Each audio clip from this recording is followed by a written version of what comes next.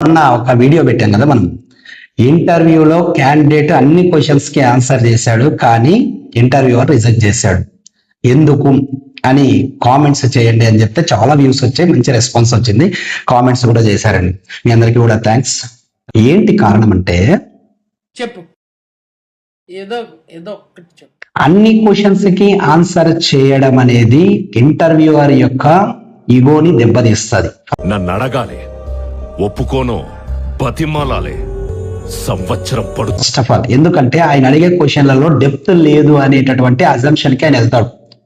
కారణం ఇది first, right?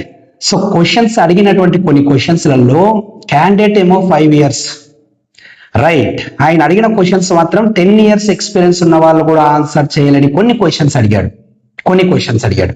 Candidate టప్ప అన్ని చెప్పాడు. చెప్తున్నట్లే మనోడికి డౌట్ వచ్చింది, వీడు ఏడో నుండి సపోర్ట్ తీసుకుంటున్నాడు, లేదంటే దీనిలని ఎవరూ చెప్పలేరు, చాలా తక్కువ ఈ క్వశ్చన్స్ కి ఆన్సర్ తెలియడం అని మనోడు ఫీల్ అయ్యాడు.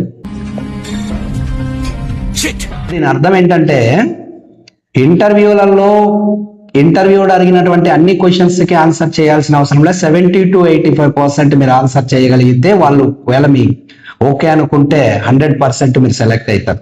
అన్ని క్వశ్చన్స్ కి ఆన్సర్ చేస్తే మాత్రం నేను ఇప్పటికి 2-3 రిజెక్ట్ అయిపోయాను చేయడం వల్ల.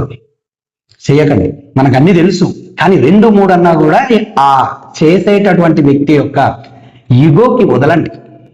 మీరు టెపీ అని అన్ని చెప్పారనుకోండి, టెపీ అని రిజెక్ట్ చేస్తారు, రైట్?